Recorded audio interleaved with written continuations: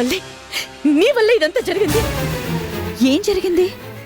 సిగ్గు లేకుండా ఇంకా ఏం జరిగిందని అడుగుతున్నావా? చిచి, తలుచుకుంటుంటేనే ఒళ్ళంతా రగిలిపోతోంది.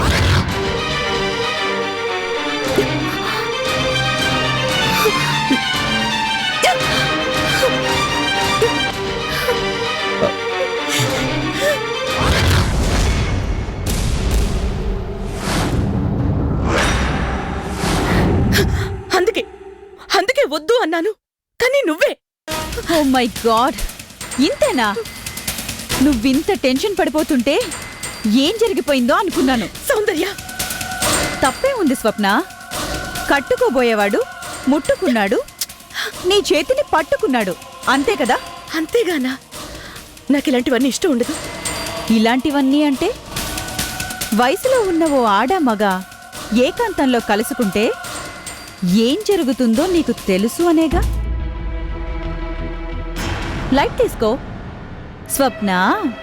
కాబోయే భార్యాభర్తల మధ్య ఇలాంటివన్నీ మామూలే. పాపం నీ ప్రవర్తనకి కళ్యాణ్ ఎంతగా ఫీల్ అయ్యాడో ఏంటో. ఇంతకీ ఏడి? వెళ్ళిపోయారు. ఇవాళ వాళ్ళ ఫ్రెండ్ ఫ్యాక్టరీ ఓపెనింగ్ ఉందిగా. కనీసం భోంచేసైనా వెళ్ళాడా? లేదు. ఏ? ఓహో, ఈ టచింగ్ సీన్ అంతా మధ్యలోనేనా? నా తప్పేం లేదు, తన తప్పేం లేదు, తప్పంతా నీదే. సౌందర్య, కమ్ చూడు, ఆడది అయస్కాంతం లాంటిది, మగాడు ఐరన్ లాంటివాడు.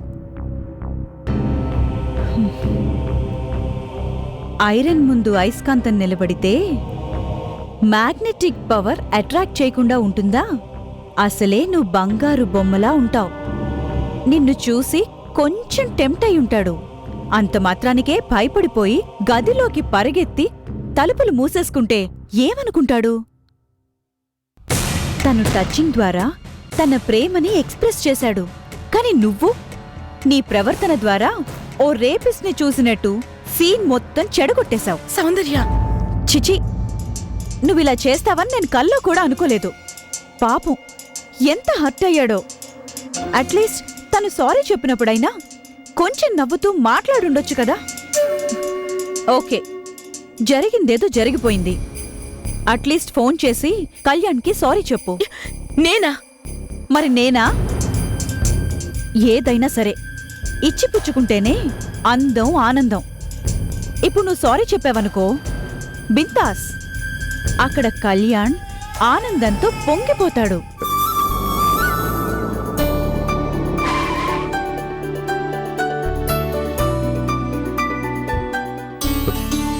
Hi Ram. Hi Kalyan, please come. రండి సార్, అందరూ మీకోసమే వెయిట్ చేస్తున్నాం. సార్, నేను కూడా మీకోసం వెయిట్ చేస్తున్నాను ఉత్సాహంగా. రామ్, ఇతను ఆగండి. Let me introduce myself. My name is Govindam, son of Bhakta Vatsalam. Of course మా డాడీ ఇప్పుడు బాల్జీ అనేసాడు అనుకోండి. I'm the only and one and only husband to my lovely cute wife Kalpu. అన్నట్టు కల్పు ఎవరో మీకు తెలుసు అనుకుంటాను. ఈ బావగారి చెల్లెలు. ఇప్పుడు అర్థమైందా మా ఇద్దరి రిలేషన్ ఏంటో? అర్థమైంది సార్. మా బావకి ఫ్రెండ్ కాబట్టి ఈ రోజు నుంచి మీరు కూడా నాకు ఫ్రెండే. అలాగే. రామ్, ఏర్పాట్లన్నీ బాగా చేసినట్టున్నారే. నేను వద్దంటున్న బెనర్జీనే. మీరే చెప్పండి సార్, ఓపెనింగ్ కన్నా రీ ఓపెనింగ్ గ్రాండ్ గా ఉండాలా వద్దా? డబుల్ గ్రాండ్ గా ఉండాలి. అది అలా చెప్పండి బావా. ఏంటి బావా ఎప్పుడు అలా సీరియస్గా ఉంటావు? కొంచెం నవ్వచ్చుగా, నీ సొమ్ము ఇబ్బంది. అది సార్, ముహూర్తానికి టైం అయిపోతుంది, వెళ్దామా? ఓకే, పదండి. రండి సార్.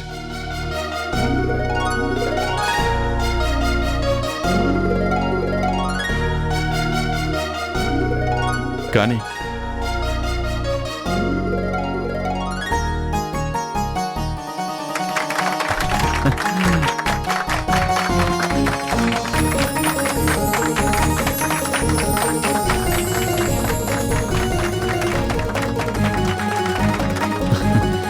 కంగ్రాట్స్ రామ్. ఇవాళ రీఓపెనింగ్ చేస్తున్న నీ ఫ్యాక్టరీ నెక్స్ట్ ఇయర్ ఇదే రోజు నాటికి లక్షల లాభాల్లో నడుస్తుండాలి. ఆ నెక్స్ట్ ఇయర్ ఇదే రోజు నాటికి ఈ ఫీల్డ్లో #1 కావాలి. All the best. Thank you Kalyan. నిజంగా నువ్వు హెల్ప్ చేసి ఉండకపోతే ఇవాళిదంతా. Ram, I'm your friend. దయచేసి నన్ను పరాయివాణ్ణి చేసి మాట్లాడుకో.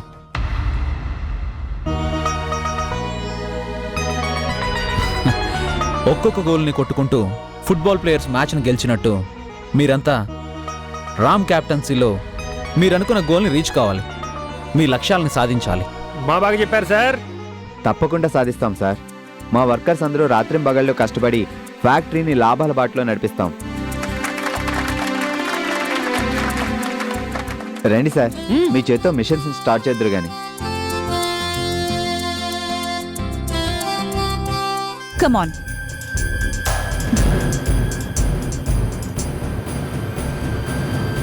రింగ్ అవుతుంది, తీసుకో, మాట్లాడు.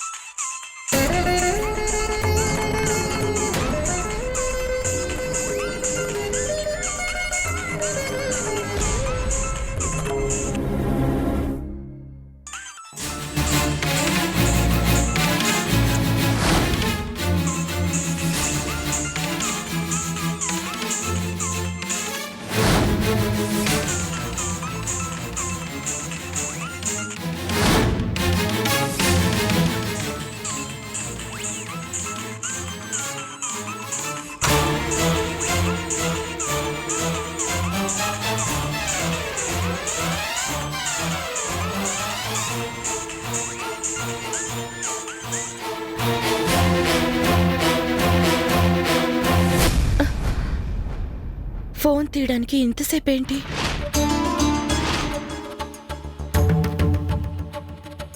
సారీ, మీ కోపం వచ్చుంటుందని నాకు తెలుసు. కానీ మీరు చేసిన పని మాత్రం ఏమైనా బాగుందా?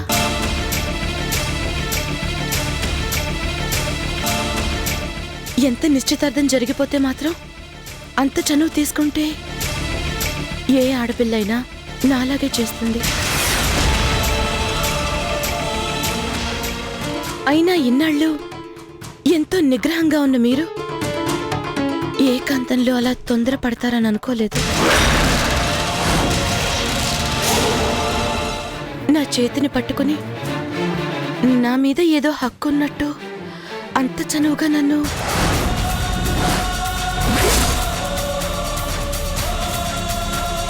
అందుకే ఆ క్షణంలో ఏం చేయాలో తోచకే అలా చేశాను. తొందరపడ్డానని మీరు నాకు సారీ చెప్పి వెళ్ళారు.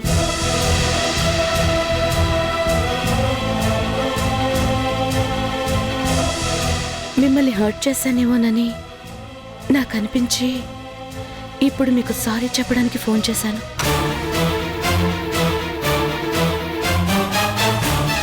ఉంటాను.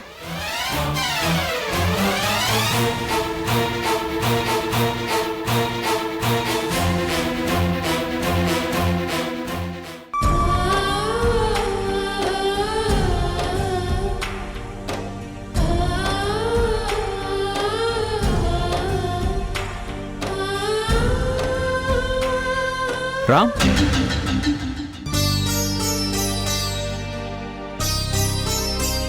అక్కడేం చేస్తున్నావు? కమాన్. రామ్, బెనర్జీ నాకంతా చెప్పాడు. మీ ప్లాన్స్, ఎస్టిమేట్, మార్కెటింగ్ అన్నీ great, really great. Ram, I'm so happy. నిజంగా ఇవాళ నా జీవితంలో మర్చిపోలేని రోజు. నాకు కూడా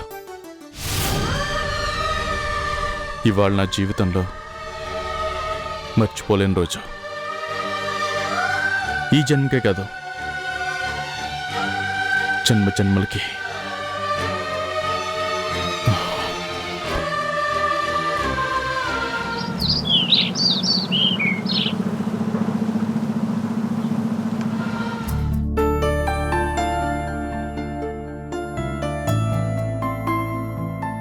స్వప్న, స్వప్న, రామ్మా. నీ చేత్తో ఈ శుభలేఖలకి పసుపు రాయమ్మా.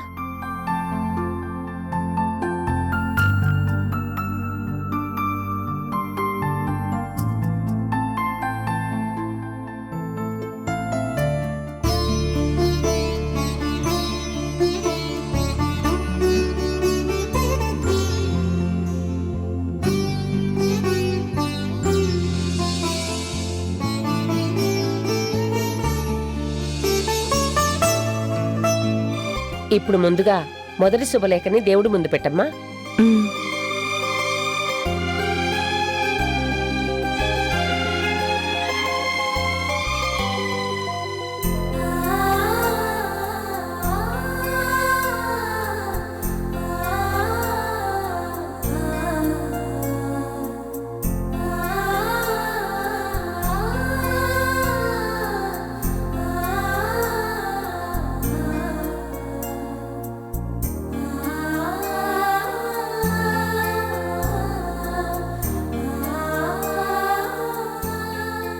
స్వప్న, ఆ, ఇలా రామ్మా.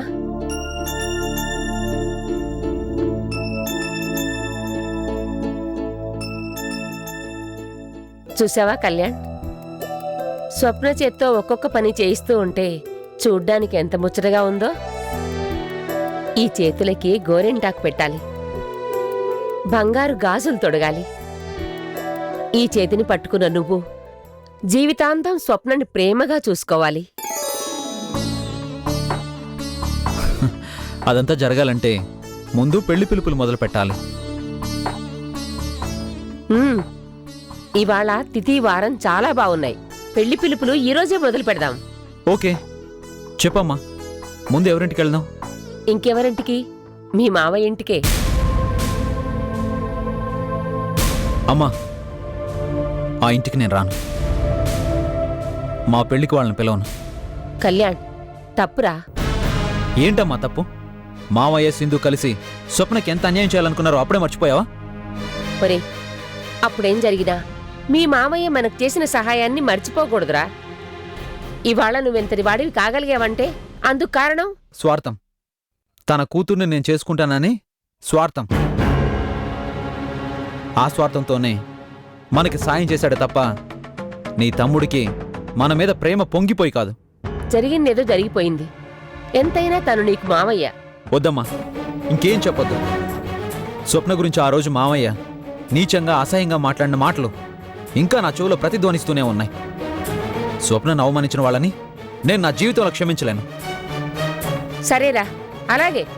పిలవద్దు, ఎవ్వరిని పిలవద్దు. అప్పుడు నలుగురు ఏమనుకుంటారో తెలుసా? స్వప్న వచ్చి మన 2 కుటుంబాలని విడదీసింది అంటారు.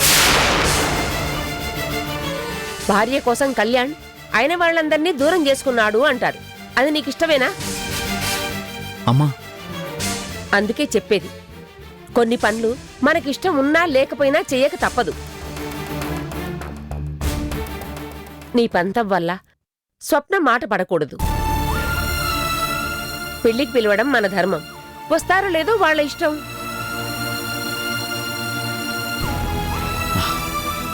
అలాగేనమ్మా, నీ ఇష్టం. స్వప్న, నేను కళ్యాణ్ సింధు వాళ్ళింటికెళ్ళొస్తాం. ఏది, నీ చేత్తో ఆ శుభలేఖల్ని కళ్యాణ్ చేతికివ్వు.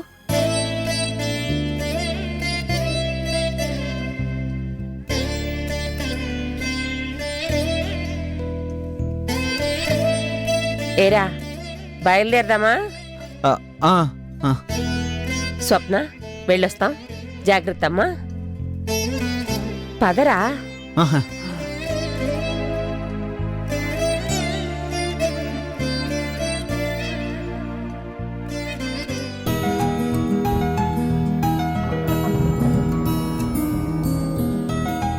చూసింది చాలు, పద.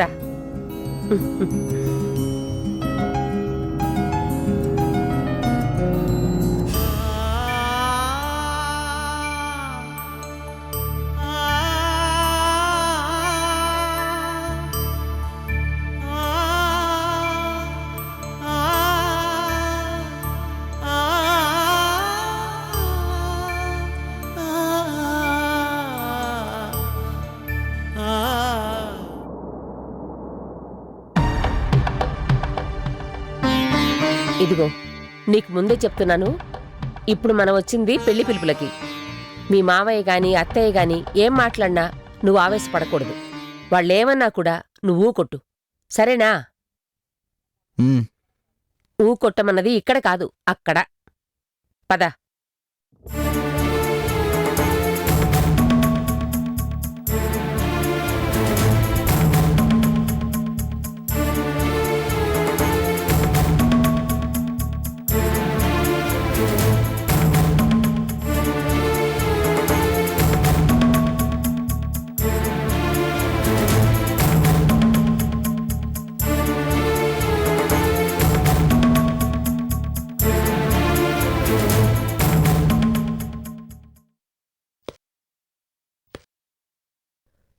తమ్ముడు,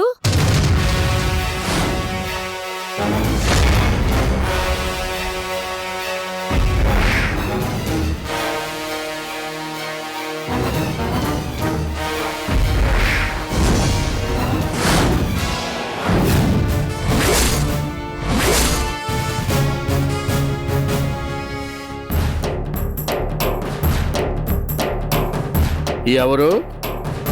ఓ, డాక్టర్ కళ్యాణ్, ఎంబీబీఎస్ గారా? ఓ, మీ అమ్మగారు కూడా వచ్చినట్లున్నారే. ఊరికే రారు మహానుభావులు అన్నారు. ఏమిటి తల్లి కొడుకులు ఇలా దయచేశారు? తమ్ముడు, నువ్వెందుకిలా నిష్ఠురంగా మాట్లాడుతున్నావో నాకు తెలుసు. అయినా కూడా బంధుత్వాన్ని కోరుకునేదాన్ని కాబట్టి. ఆపో!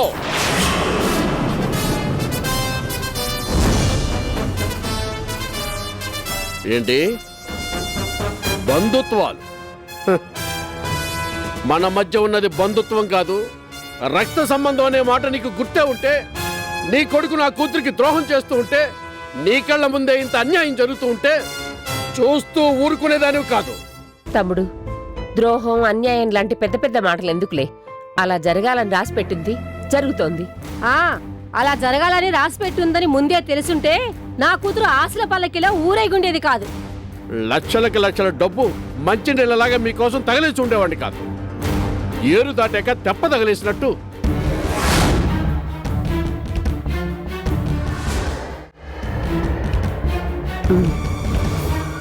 తమ్ముడు, మేమొచ్చింది కయ్యానికి కాదు, బియ్యానికి కాదుగా.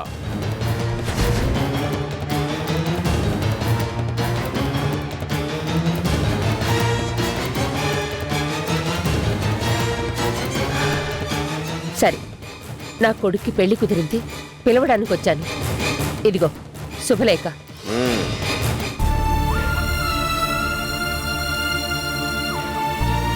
తమ్ముడు, సులోచనని సింధుని తీసుకుని నువ్వు తప్పకుండా పెళ్లికి రావాలి. నువ్వొచ్చి నీ మేనల్లుణ్ణి అక్షింతలు చల్లి ఆశీర్వదిస్తే. నా ఆశీర్వాదం ఎందుకులే, బోడి ఆశీర్వాదం. పిలుచునుంటారు కదా ఊళ్ళో వాళ్ళందరినీ, వాళ్లే వచ్చి అక్షంతలు జల్లి ఆశీర్వదిస్తారు. గాలి కొట్టుకొచ్చిన ఆ పెళ్లి కూతుర్ని, గాలిని పోంచేసి ఇంత పెద్ద డాక్టర్ అయిన పెళ్లి కొడుకుని. డాడీ, మీరెవరితో మాట్లాడుతున్నారో తెలుసా? రక్తం పంచుకు పుట్టిన మీ అక్కయ్యతో, ఇన్నేళ్ళు మిమ్మల్ని మావయ్య అంటూ ప్రేమగా పిలిచిన మీ మేనల్లుడితో. అక్క మేనల్లుడు వావి వరుసలో మనకి మాత్రమే గుర్తున్నాయి, వాళ్ళకి కాదు. చాలు డాడీ, శుభమాని వాళ్ళు పెళ్లి పిలుపులోకి వస్తే ఇలాగైనా మాట్లాడేది? సింధు. ఎస్ మమ్మీ, నాకే ఏ బాధ లేదని కాంప్రమైజ్ అవుతున్నప్పుడు మీకెందుకు బాధ? సారీ అత్తయ్య, సారీ బావా, వాళ్ల తరపున నేను సారీ చెప్తున్నాను. సింధు, క్షమించండి డాడీ, బావ చేతిని అందుకునే అదృష్టం నాకు లేదు. ఆ అదృష్టాన్ని స్వప్న దక్కించుకుంది. Marriages are made in heaven అంటారు. కార్డు చాలా బాగుంది బావా. నీ సెలక్షనే కదా బావా? నాకు తెలుసు నీ సెలక్షన్ ఎప్పుడూ స్వీట్గానే ఉంటుంది. Don't worry. నీ పెళ్లికి మమ్మీ డాడీ తప్పకుండా వస్తారు. నేను తీసుకొస్తాను. ఎనీవే కంగ్రాచ్యులేషన్స్ బావా. Thank you. అత్తయ్య, వాళ్ళేదో కడుపులో బాధతో అన్నారు. నువ్వేది మనసులో పెట్టుకోవద్దు. వెళ్ళొస్తామమ్మా. ఓకే బావా, స్వప్నని అడిగానని చెప్పు. మ్.